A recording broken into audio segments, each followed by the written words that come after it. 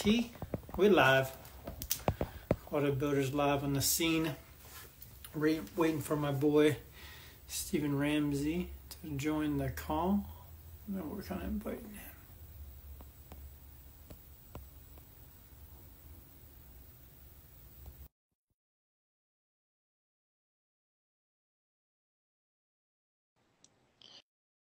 Until then, I'll continue babbling on my own.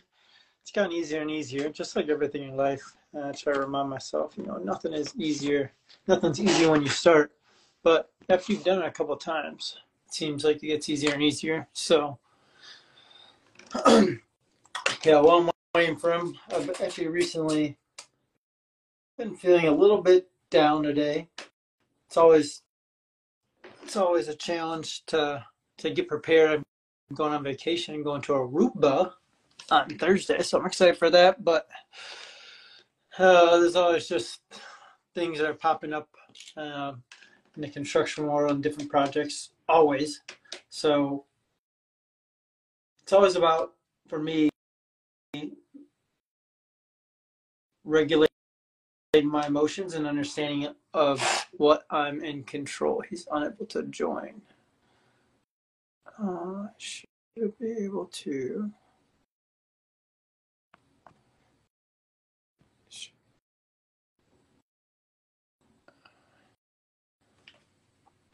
I think you have to join the actual live first.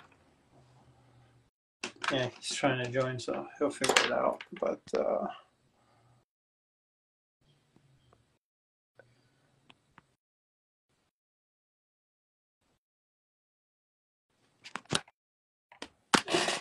might have to hop out and text him first.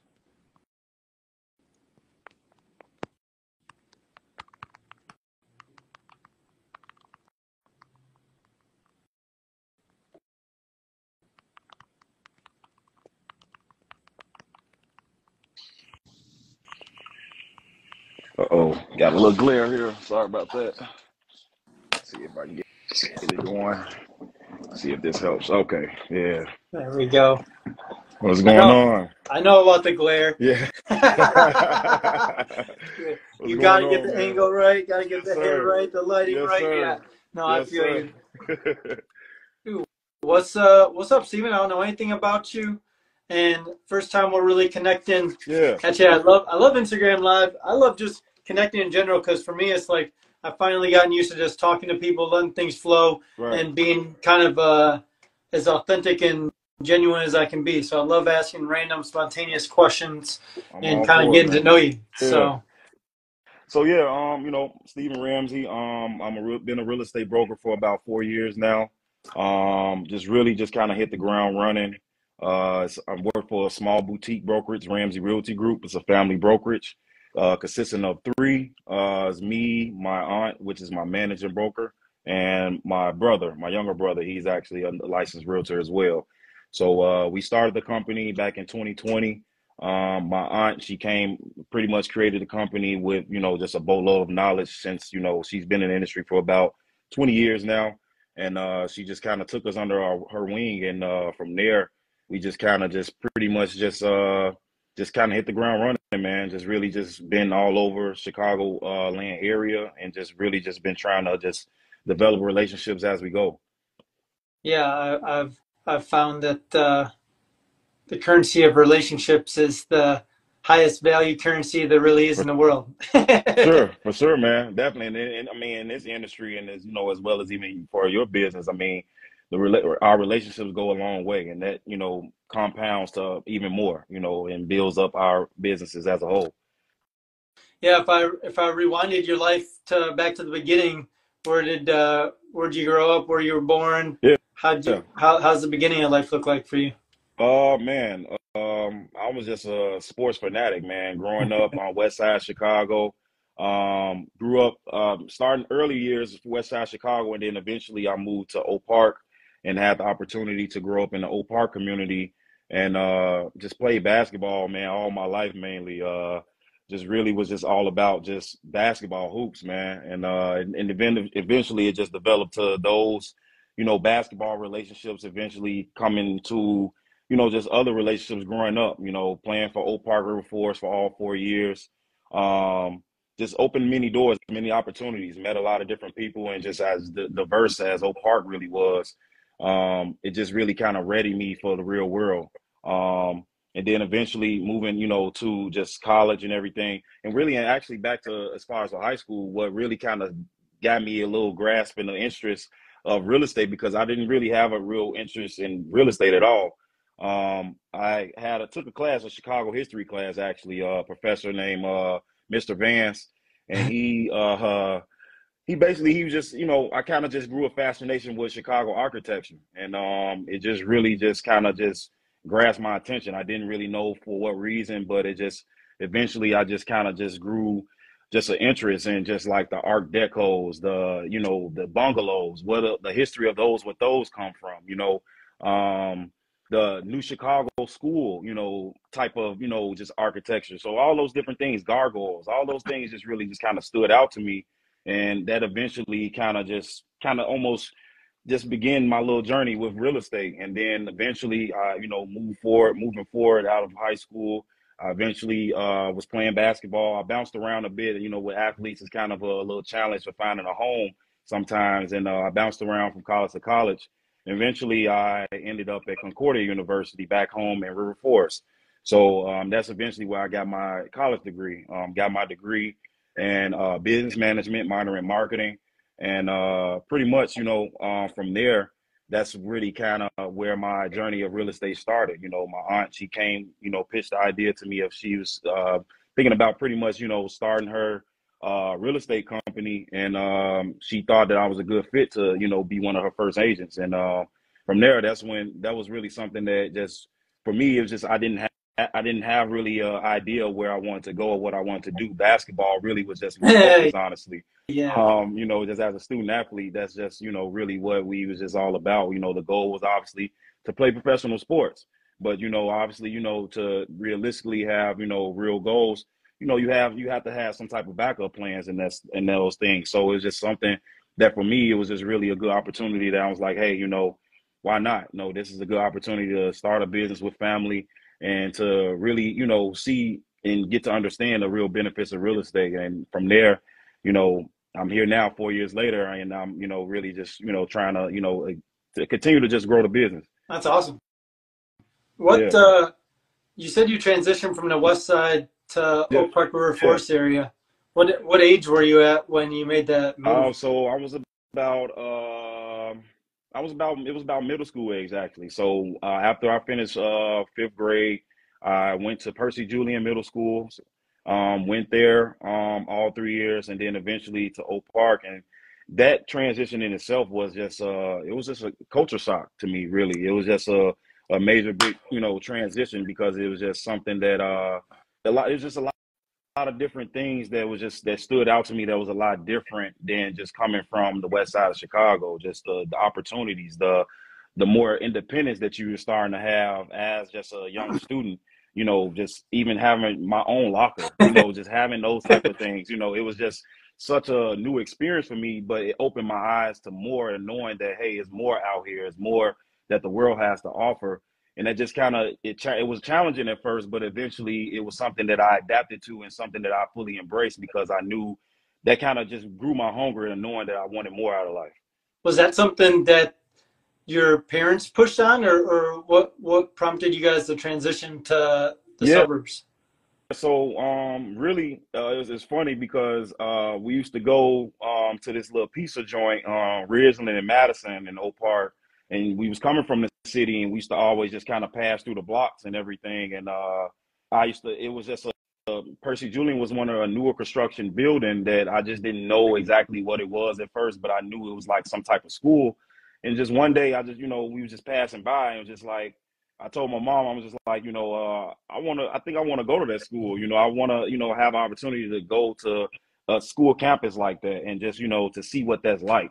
And, from there, it was just like I guess she took it to heart, and seeing the interest that it had for me, she just kind of opened that door for me and allowed me, a couple of years later, I was there.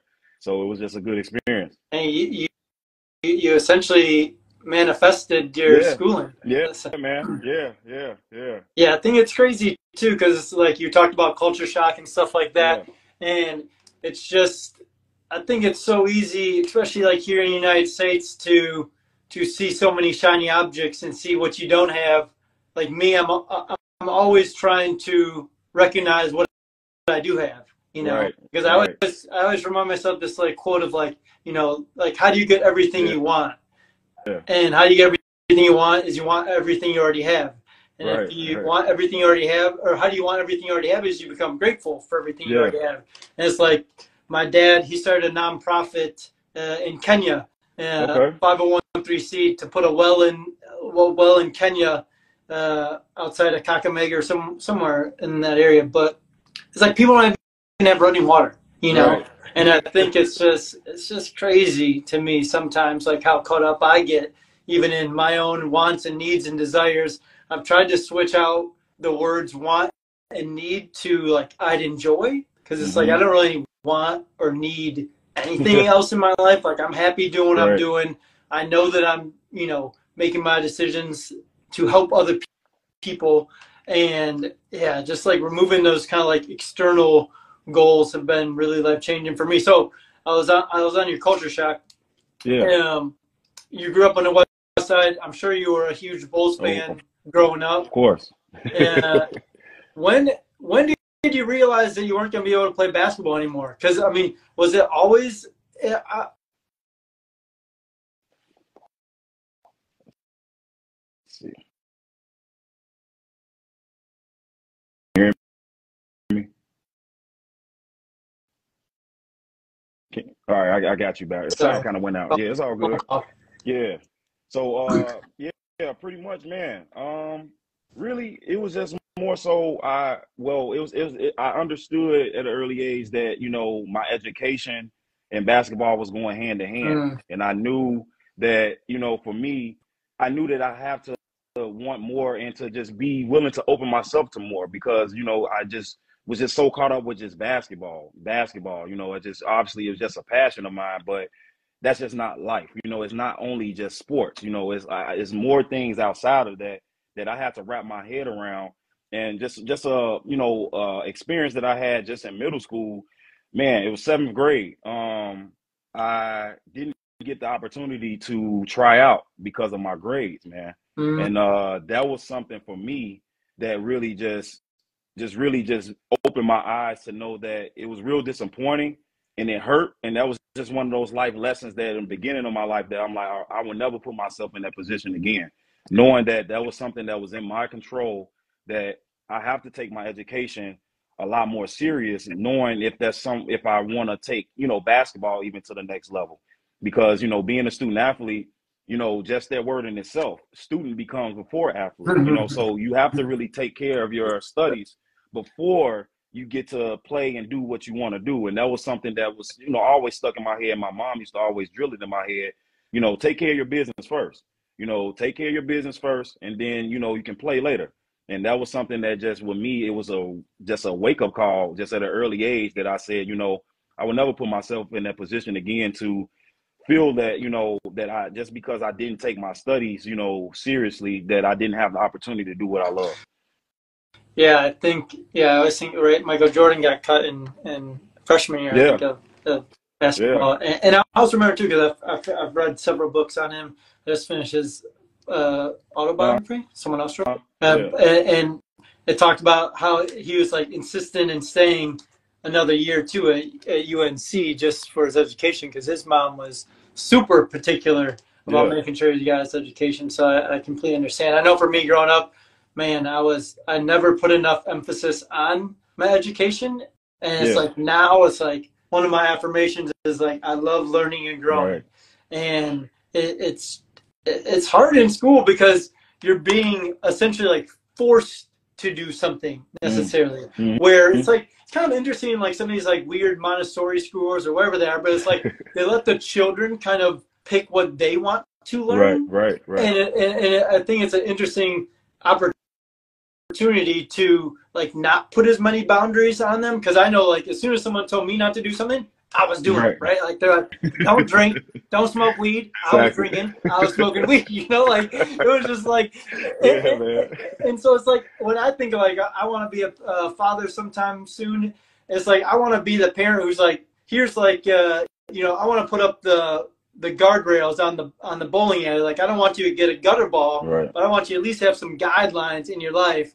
But because you don't have the guidelines, then you skip it in the next lane, and then you're in a completely different setting. You get arrested for smoking weed or something like that. Yeah, man. Like I did many times, and luckily, by the grace of God, I didn't have anything that was like detrimental to my Right. Right. career. But it's crazy how these life choices we make as children continue to impact us as we grow up.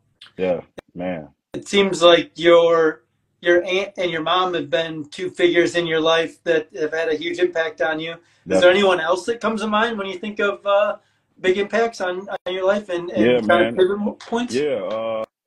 Man, two people for sure. My grandparents, they, from the start, just showed me really what true values are, what real, just really, you hear the term getting it out the mud, like really coming from a real humble beginnings. And that's, just appeasing to my actual name, Instagram, humble beginnings. That's kind of where I kind of grew that character from, was just knowing that, where we came from, them, those two coming from Mississippi and St. Louis and meeting in Chicago and building a life for their kids and their grandkids. The sacrifice they had to make back then into to what they're even showing me now. Those are two people that really just, have a real huge influence on my life because, not only just with being married for over 30 some years, having that influence in your life and the perseverance of certain things that they had to grow through. It just really it I was able to learn just on the fly, just from their living and breathing examples. My grandfather, back in the day, back in the 90s, actually, when I was a little baby, actually, he got into a serious car accident, to the point that actually he was just, the doctors were saying that he was going to be a vegetable, that he just wasn't going to never recover. And the perseverance of my family as a whole and my grandmother, dealing with those type of things and not allowing that type of adversity to, you know, just break you, and to see that where they at now of owning their own church, building their congregation, being in the ministry for almost 30 years, that's inspiration, and those type of things that I don't take lightly, because they had many excuses to want to quit. They had many excuses to want to just, decide to just go off and do whatever they wanted to do. But they had a bigger vision for not only themselves, but for their family. And that's part of the, what, our business, our model for Ramsey Realty Group is just building a generational wealth. That's what we're here to do. That's what we're here to try to. It doesn't have to, you don't have to start from riches. You don't have to start from just, being in some type of, having an advantage, in life. Really, it's just all about just, having that burning desire of saying that, hey, I'm going to make certain sacrifices for my family to do whatever I need to do to position them to go beyond me. And that's what it's really about. And those influences, you can't, those are priceless for me. Yeah, that's so Yeah. good. Yeah, yeah. Your grandparents. I think the one thing too is like you touched on is like having a bigger Yeah. vision. What would you say to people who are listening who struggle to have a bigger vision? Man, it's just, you gotta want something in life, man. That's always I've been taught to just have a plan, and it can be a small thing. You don't have to always be something just enormous. But for me, I always never been afraid to want to dream big, even if it sounds crazy. But I'm a man of faith, so when you have faith in your life, nothing is too crazy. I've seen people that, just came from nothing and made something out of their lives and really living their best lives. And at that point, that's enough confirmation for me. So I always just say, if you feel discouraged or you feel that you don't even know your purpose, because I know we come to a point in our lives that we just don't know what our purpose may be or what we should be doing. And at that point, you just have to keep your mind open. Don't close yourself off to the world, because the world has a lot to offer. Yes, it's a lot of, things that box you in, and a lot of things that maybe negative in the world, but if you have the control to really curate your own life, put a lot of positive things in your life, put a lot of positive people in your life. And once you have those things around you, well, as I say, a village around you, those types of people and just atmosphere, environments, those can really help you grow into something more than just beyond of what your thoughts are. And that's what helps you continue to compound on what you want more out of life. And just really just start from there. It don't have to be complicated. Just really just be goal oriented. Want something more. It could be something just from a month from now, and just build on top of that. And that will help you direct, your path. Yeah, that's so good. Because I think something Jesus was talking to someone in the Bible, or one of his disciples. He's like, "Yeah, you're going to go on to do greater things than these." He had done some type of Yeah, miracle or something like that. yeah. And yeah, I think for me, like whether you're a Christian or Buddhist or whatever it is, like Whatever, some right? type of like higher power of something Yeah, is here. And for me, like the times I've been able to figure out my vision, my purpose, is when I've gone out into nature, just mm, got rid of my phone. I've done yep, it actually two or three times now where I actually wrote a vision for our yeah, business and said, kind of had a rough outline, but just get into nature where the creator, the higher power has created these things, get away from the streets and the roads and the noises, yeah, and just be with yourself. yep, And the answers will come for to you, sure. And I think we make it too complicated, because it is complicated because we have so many freaking Yes, distractions in our life. yes, And if we can eliminate the distraction, which we can eliminate the noise, then we can hear right. ourselves and hear what God or a higher power has for us in store. Because it's just, for me, after I kind of made that kind of switch and slowly started slowing down my life, switched up my focus, it's actually gotten so much better so quickly. And so many of the things that I was stressed about previously are nothing. Right, And right. because it just ties back to it's like we already have Yeah, everything we need. And so like I also say like it's also easy to have big yeah, dreams. The harder part is yeah. executing on big dreams. Right, right, right, right. And that's you got that right. What kind of tips and advice do you have for everyone out there who's like, okay, I want to be, I want to send $10 million in real estate this year. Yeah. What are like kind of the incremental steps you'd advise someone who's got the vision now, Hmm. but now they actually have to start doing the work, which Yeah. in my opinion is 90% of the battle. Yeah, man. I really would say it's a lot easier when you're passionate about what you do. Mm-hmm. So when Yeah. you're passionate, it drives you. The work doesn't seem like work. Just even these conversations we're having, we're passionate about what we do. We are passionate about collaborating and talking to others in our space. That's what helps build each other up. It help us move us along and sharing our experiences. So I say definitely just for the main thing is, find something that you're definitely passionate about. And in that sense, you really get to a point that, you can come up with, again, small plans that you can stay consistent with and compound on those. It could be a day by day thing, a week by week thing. Those things eventually get you closer to those long term goals. Um, Obviously, definitely it's good to have long term goals, but have set realistic goals for yourself because life get crazy.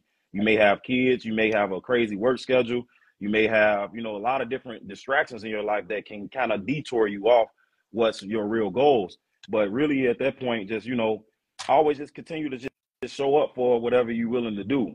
Continue to keep staying consistent with whatever you're looking for, and that would eventually it will lead you and kind of fuel you to keep going because you'll start seeing the fruits of your labor to start coming in and fruition in front of your eyes, and that's what's going to keep motivating you. Yeah. I always think when I ask people that question, I always think about this Mark Twain quote that I love, and it's the secret of getting ahead is getting started. And the secret of getting started is breaking your complex, overwhelming tasks Hmm. into small, manageable tasks, Yep. and then Yep. starting one of them. Yep. Yep, that's it, man. And a big thing for me too is just like I was more of a kind of thankfully for sports, it helps me, it helped me be a little bit more social. But I was really kind of an introvert. I was really to myself, so it was hard for me knowing in this space that I have to be more of a people's person to be push myself out there to have conversations to meet a lot of people. And, a big thing for me was just, starting in, I knew that I was gonna have to put myself in these rooms to, go to these conferences, go to these different networking events. And that was a challenge for me because like, I don't know anybody. I don't know where to start. I don't know who to talk to. But eventually, those rooms become a lot more familiar. They become a lot more easier to deal with. And, that was something for me that I just started off with, just, allowing myself to just have certain conversations with, top producers, maybe even get a mentor, those type of things. They'll help you align yourself and to get you more task oriented. Because I mean, just with my mentor, shout out to my mentor, Nikia McGriff. She was the first actual African American woman of our Chicago Association of Realtors a couple years ago. So that was an inspiration for me. But meeting her, she kind of aligned me to start being able to kind of set my days up, about an hour. And it was something that was kind of crazy for me because I'm like, how do you really set your day up by the hour, on the hour? It's like, for me, I was kind of freelance. I was just, I get stuff done, but I never got to that point of really like, even to this day, it's still a challenge, but I'm a little bit more detailed of how I structure my days. And that's, again, that's something that, you have to consistently work on, because when you get to a position, even to her status of being 20 years in the game, you would get to that point that on the hour, about an hour, you'll know where you're supposed to be. You'll know what you need to do. And that helps you be more productive. And over time, it gets easier. So you have to just continue to kind of work through the uncomfortable stages and just continue to just push through it, because that's really what's going to help you, and it's molding you to be great. And if that's whatever your task or whatever your goal is at that point, it's going to help you kind of align whatever those goals, and maybe those goals can come a lot sooner than you think once you kind of get more focused. Yeah, I love the quote, structure provides freedom, Yeah, and man. once we've got the structure to our day, then during those times of like thinking time, we can actually think without other distractions popping up. So yeah, I'm a creature of habit too. My calendar is detailed out, probably even closer to like the 15-minute mark.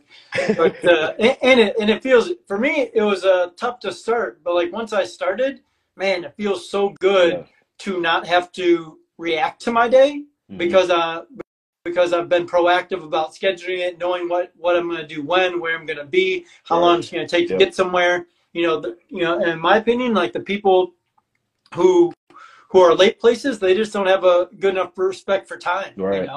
And time is our most limited resource here on Earth, and if we don't value that, then I don't even know what to say. I mean, everyone does it. They do value time, but they're just not aware of it, and that's kind of the hardest part. Urgency, being aware of the time and other people's time.